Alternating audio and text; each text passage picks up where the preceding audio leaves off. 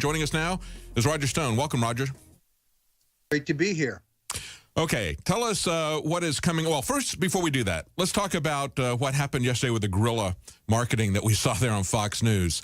That was an amazing piece right there, and I think that tells us a lot about the power of the mass public in terms of the awakening of people and also getting this information out to people in unusual ways. I think that was very effective. What's your take on that? What it shows, David, is that one person can make a difference. Yes. The mainstream media wants to obliterate the narrative about Bill Clinton and his sexual predator nature. The fact that he has sexually assaulted or bitten or raped or exposed himself to at least 13 women that we know of, and that his wife, Hillary Clinton, has been an accessory after the fact in every one of those assaults, because she is the one who intimidates, threatens, discredits, and bullies his victims. In the case of Juanita Broaddrick, a very brave lady, she intimidated Juanita to her face. Now, the mainstream media hates this narrative, and therefore they want to transpose it into affairs. You know, Bill's marriage. This has nothing to do with affairs or his marriage. It is not about marital infidelity. It is not about adultery. It is not about girlfriends or mistresses or one-night stands or what my friends in Philadelphia call the guma. It's about sexual assault. It's about violence against women. And for example, Michael Smerconish of CNN has a lively Saturday show. I've been on the show a number of times. Michael's a very smart guy, a longtime associate and friend of mine. In fact, he was once the right-hand man to Philadelphia Mayor Frank Rizzo. I got him a position as a high-level appointee in the Reagan administration, where he was the regional administrator for housing and urban development, a job from which he was ultimately fired because he could not follow directions. It's not that Michael has a lot of enemies. It's just that all of his friends hate him. In any event, yesterday on CNN, when a surrogate for Donald Trump began to discuss Bill's epic sexual abuse of women, Michael kept referring to it as infidelities and, you know, about his marriage. This is intellectually dishonest. Now, Michael Smerconish is a lawyer. In fact, he's a very fine lawyer, and he knows the difference between infidelity and rape. If he doesn't, he should refresh himself on the rape statutes in Pennsylvania state law. So this is a phony narrative put forward by the mainstream media. This is why it's important that people who support the cause, who are enlisted in the info war, get on the media and take up Alex Jones's challenge to get on television wearing your rape T-shirt, your iconic Bill Clinton rape T-shirt, written about in Time magazine, available at the Infowars.com store, available at the StoneColdTruth.com store. And by the way, Alex and I have agreed to donate a portion of the proceeds to a rape crisis center. But it's important that people take Alex up on this challenge. The mainstream media is not going to report this honestly. Oh, absolutely. You know, you go back and you look at what happened in the 1990s and the impeachment of Bill Clinton. And the impeachment technically was for committing perjury. And I've tried to explain that many times to my liberal friends. I say, oh, they just went after him because he had an affair. Everybody has affairs, so forth and so on. They always make it about consensual sex, not about the sexual assault, not about the rape. They've always covered that up. That's one of the reasons why they focus so heavily on Monica Lewinsky, because that was a consensual issue. But they would completely avoid Juanita Broaddrick or Kathleen Willey or all these other women that you mentioned, 13 or so women that that have come out and said that they were raped by him without consent. And that's a huge difference there. But that's why we have the rape T-shirt. That is the point that needs to be driven home. It is not about consensual sex. It is not about some guy who's a philanderer. You know, my friends will also look at this and say, oh, yeah, he's a real stud. It's very, he may be a philanderer, but, all these women really love him, and it makes him even cooler in their eyes. And yet it's about rape. That's why we put that there. It is about rape. It is about the abuse of women. And the fact that Hillary Clinton joined in with him in cold blood. You could say that what she did, I think, is even worse than what Bill Clinton did. I mean, what she did was completely cold-blooded. You can't even say that it was a crime of passion in any sense. And I'm not saying that rape is excusable because some guy is passionate about it. But I'm saying that what she did was simply from a cold political perspective, damaging these women, as many of them have said, in a way that was lasting beyond the physical abuse even that Bill Clinton did. The fact that Juanita Broderick says she can't get over the fact that she was raped, and she was only she was actually a year younger than Chelsea Clinton is today.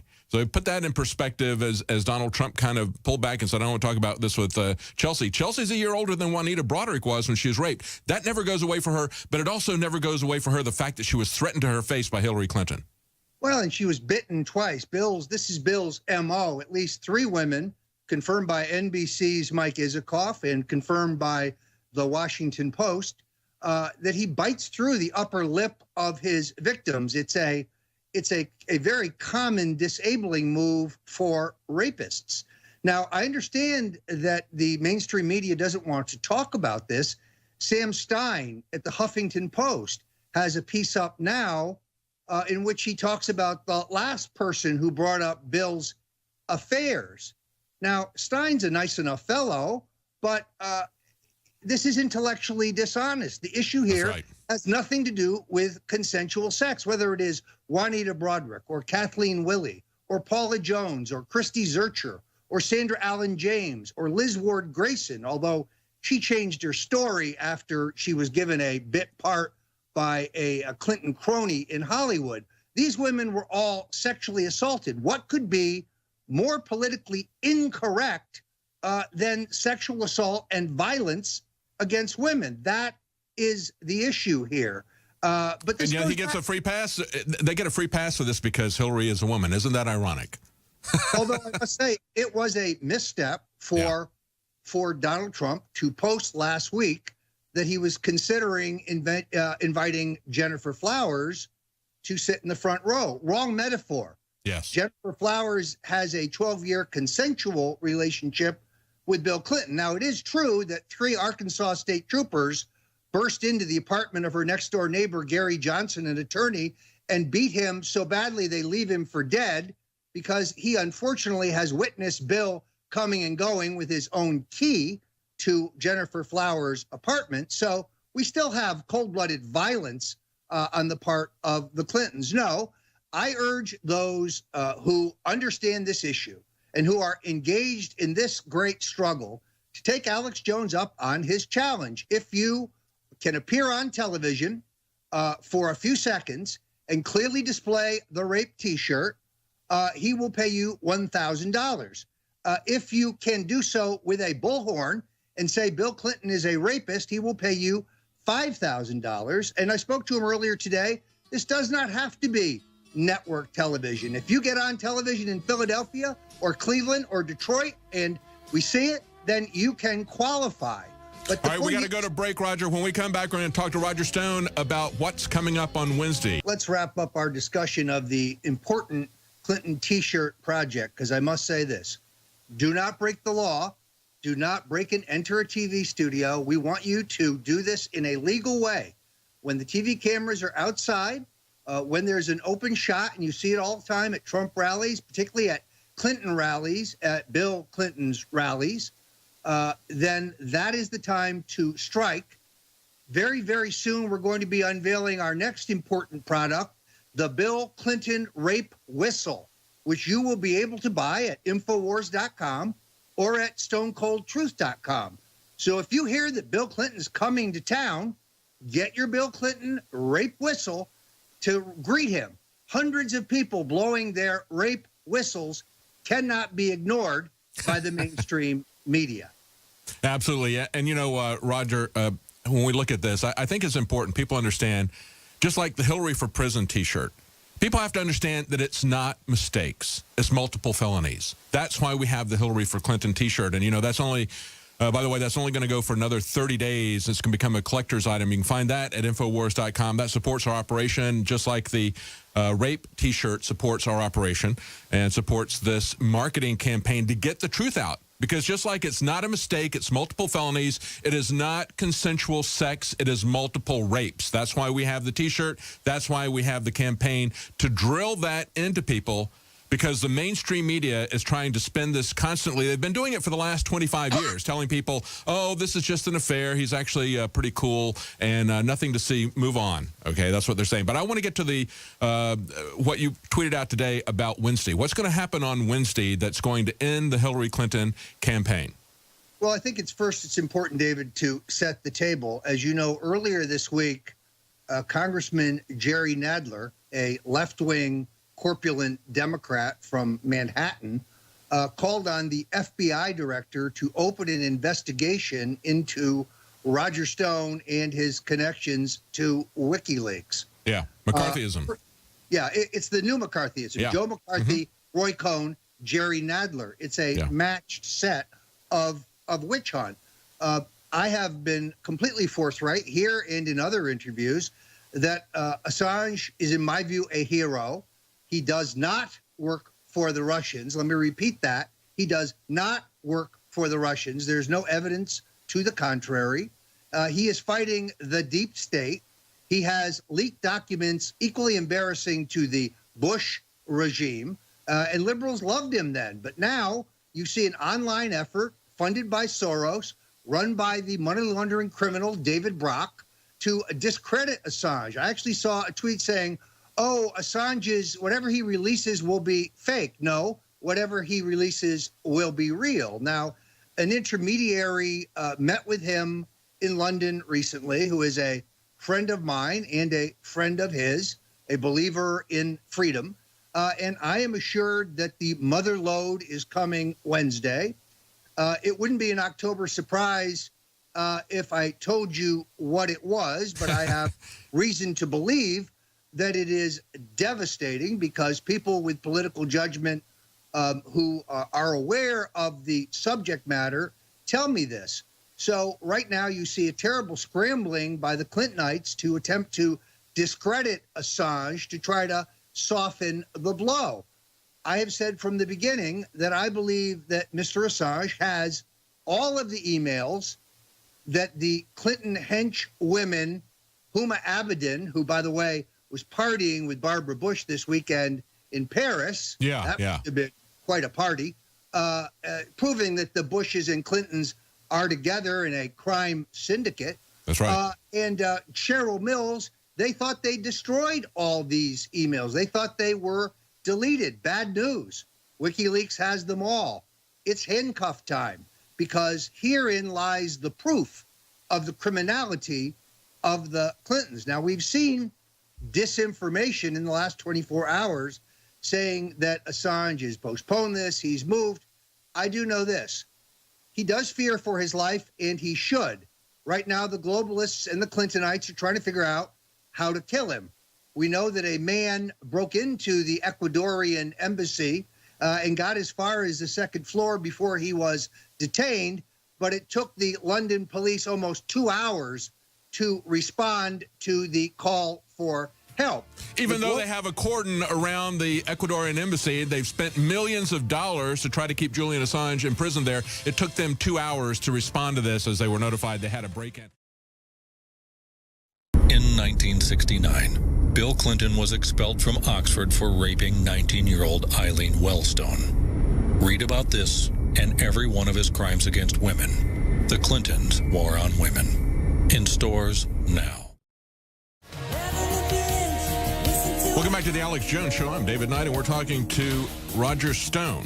Today he mentioned that Wednesday was going to be the date for WikiLeaks to release the documents they had on Hillary Clinton. Remember, Julian Assange has been saying for a long time there was going to be an October surprise. It was going to be very damaging to Hillary Clinton. It was going to be the end of Hillary Clinton.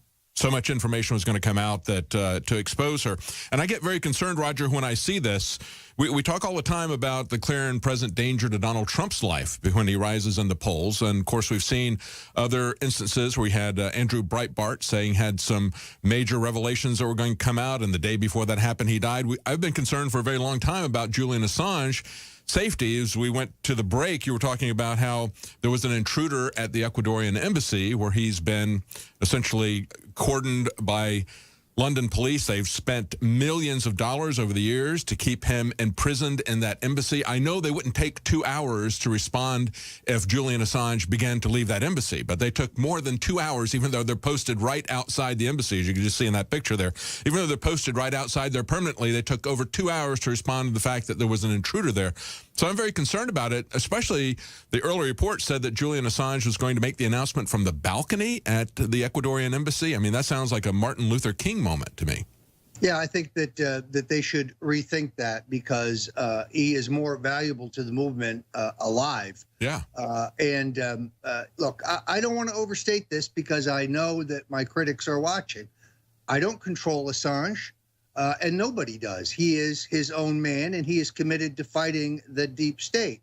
And he may change his mind about what to put out and when to put it out. But my very best intelligence from a mutual friend who has spoken to him in London is that the mother lode is about to come, and it will be extraordinarily damning to the Clintons. That's why you see this extraordinary panic and why you see the media now wanting to talk about Donald Trump's taxes. Now, there's a huge difference between tax avoidance and tax fraud.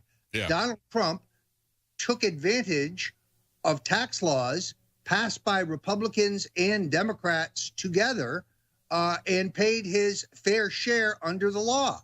If he didn't take the deductions, then he's too dumb to be president, and I don't want him to be president. That's right. I want a president. Or he would be like Hillary Clinton, who has the legal firm where Comey and Loretta Lynch were sitting on were partners at the law firm. They used to do the taxes for the Clintons, so they put out a nice, neat package of taxes and then launder massive amounts of money through their foundations and their network of institutions that they've got going there. That's the way they play it. And we can't see that information from the Clinton Foundation. Absolutely. When you've got that, it's no different than taking a mortgage deduction. I mean, you want to try to minimize your taxes. That's what everybody does if they got half a brain. You want to try to minimize your taxes. They're not saying that he did anything illegal, but they're trying to say that it's a bad deal if he doesn't pay taxes. You've got people like Warren Buffett saying, oh, it's a crime that my tax rate is lower than my secretary's rate or whatever. Well, he could always pay more taxes, but that's virtue signaling from him, from Hillary Clinton, from the New York Times, even though New York Times did the exact same thing. They didn't pay any taxes, and I don't know what they did to get. I read the statement that they put out about how and it was very legalistic. I don't know what they did to get $3 million back when they had a profit of $30 million, but that's the way the New York Times plays it. But then they criticized Donald Trump for doing the same thing. Yeah, you got to wonder whether they pass some of those tax savings on to the Mexican billionaire Carlos Slim, who owns a majority interest in the New York Times and who is, of course, the single largest donor to the Clinton Foundation Ponzi scam. So it is, look, I don't want a president who pays more than he is required to. This is the guy I want in charge of the federal treasury, somebody who counts every dollar, somebody who is not beholden to special interests and therefore could actually cut waste. If you're paying the government more than you're legally required to, as I say, you're too dumb to be president of the United States. Well, it's an effort to try to get people to pay attention to Donald Trump's taxes and not to their own taxes. Donald Trump has put out the largest tax decrease that any president has ever proposed, larger than Reagan's tax decreases. And yet Hillary Clinton wants to raise taxes on everyone, from the poorest to the richest. She brags about how she's going to put a death tax of 45 to 65% on people as an estate tax, a death tax. That's going to devastate small businesses. It's going to devastate small farms. They don't have the corporate lawyers to fight these kind of reevaluations, and she's going to go up on taxes for everybody. She's bragging about that. The highest tax rates we've had since Ronald Reagan came in, she wants to reinstitute. They don't want people to see that. They want people to buy into this politics of envy and get upset about the fact that Donald Trump took legal tax deductions. Yeah, this is what my friend Lionel calls the rodeo clown media. So in other words, don't look at the massive theft and corruption of the Clinton Foundation.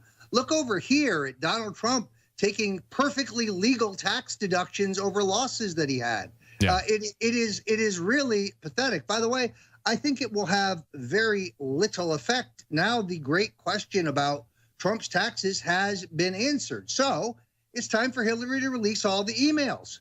Yeah. I mean, Trump's taxes are now out there. We know what the riddle is. It's time for Hillary to have the same kind of exposure, the same kind of disclosure. And if she doesn't do it, I'm convinced that Mr. Assange will do so. You know, another place, Roger, where there's been a misdirection is on Cuba. Trying to get Florida, Hillary came out this last week and made some allegations that Donald Trump had tried to avoid sanctions in Cuba, ignoring the fact that it's been Hillary Clinton and the Obama administration that took down the sanctions that have been there since the 1960s against Cuba. That's the most amazing thing to me, and yet they have to do that because there's a massive Republican vote that is Cuban in Florida. So it is a purely political move, ignoring the hypocrisy of the felony violations that Obama just committed with the violation of Iran sanctions, sending plane loads of foreign currency on secret plane flights from Switzerland to Iran, in clear violation of his own declaration of Iran as being a terrorist state.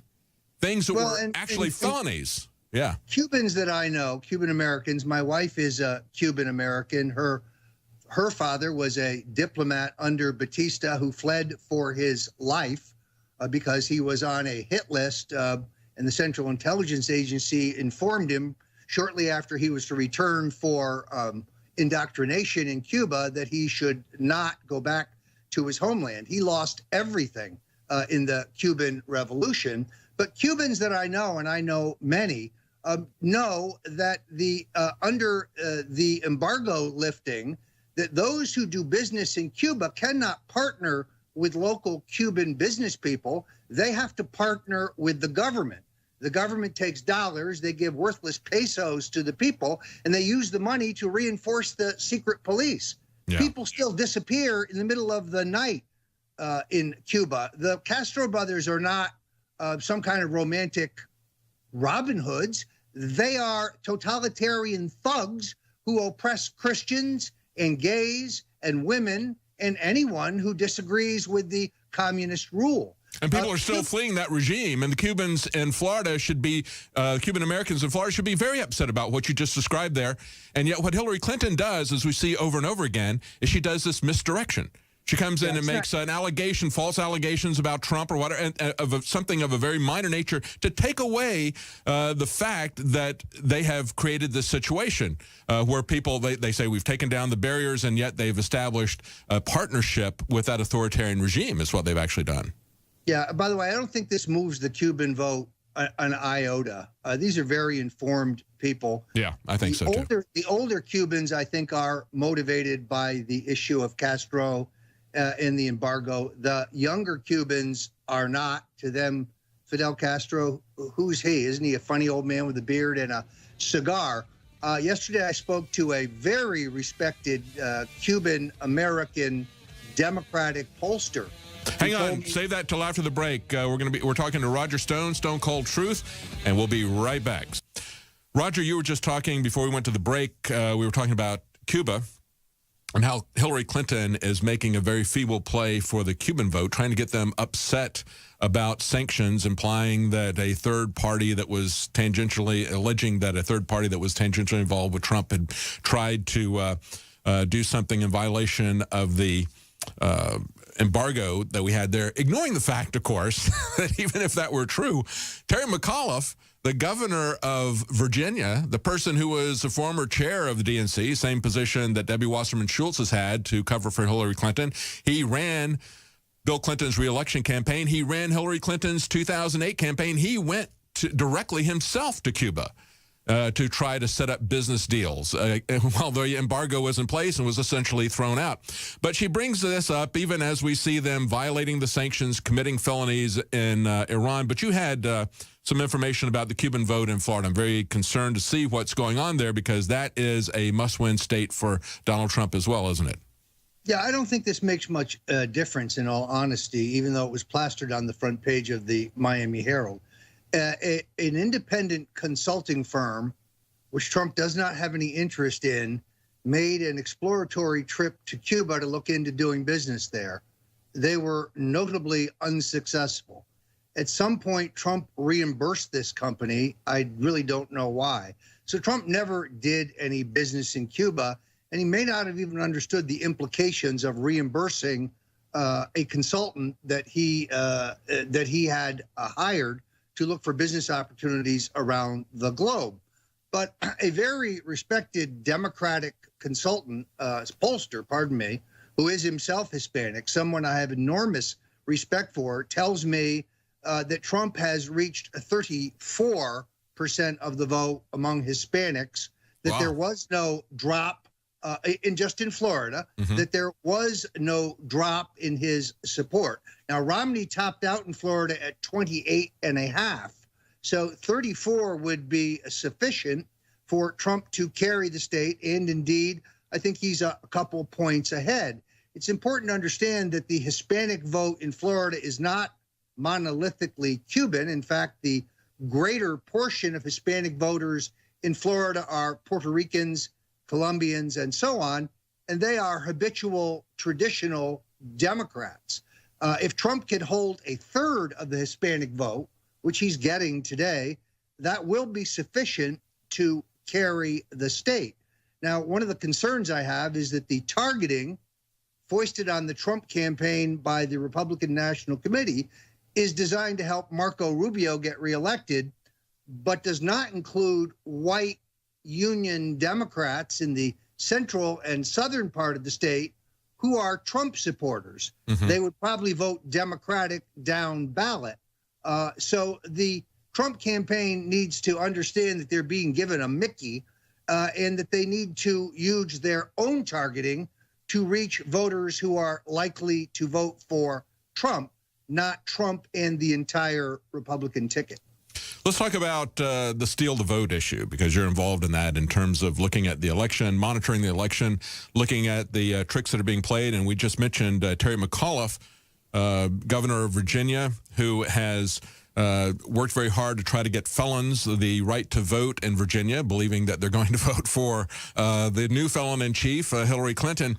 But we've also seen just this last week in Harrisonburg, Virginia, a small town of 50,000 people, we saw 20-plus people who were dead registering to vote. That only came to light because a person in this small town was looking at the names and happened to notice one of the names being a deceased judge. So wait a minute, this guy's dead. Started looking at the list in detail and found 20 dead people there. But of course, we're told all the time, whether it's in North Carolina or Virginia or other places, don't worry, we shouldn't have any voter ID.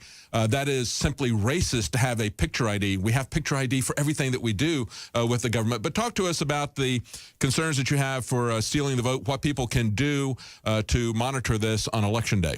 Yeah, I mean, you need a photo ID to get on an airplane in any airport in the United States. That's right.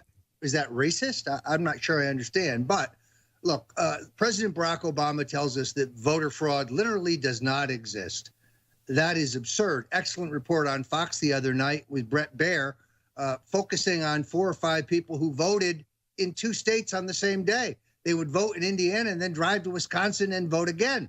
So, of course, it exists. But it's important to understand the distinction between voter fraud, people not registered to vote, people voting in the place of dead people, people voting multiple times, and election rigging. That is the electronic manipulation of the computerized voter machines that we know Hillary did during the Democratic primaries in at least 12 states, according to an authoritative study at Stanford University.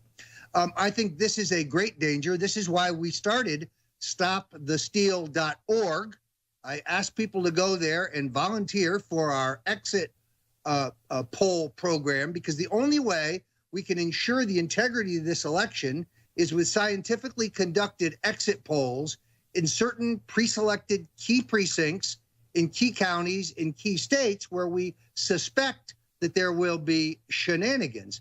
If the results of the machines do not match roughly the results of the exit polling, in other words, if there's a wide swing, you have evidence of voter fraud and a basis on which Trump could challenge the legality and the outcome of this election. And that's very important because we've seen this happen throughout Central and South America. Just in Brazil, we just had the female president there impeached. She was very unpopular. She was behind 10 points in the poll, and then they had a lot of electronic voting machines. And on the day they had the election, they decided that on that particular day, they weren't going to have the organization that does exit polling participate. So they just took a powder, and she handily won. And we've seen this throughout Central and South America, and yet we see this company, Smartmatic, which is the largest electronic voting machine company. They were brought in by the GOP in Utah to run their primaries. Our people at the top, both Republican and Democrat in the United States, are bringing in these electronic voting machines everywhere. That's something that really concerns me.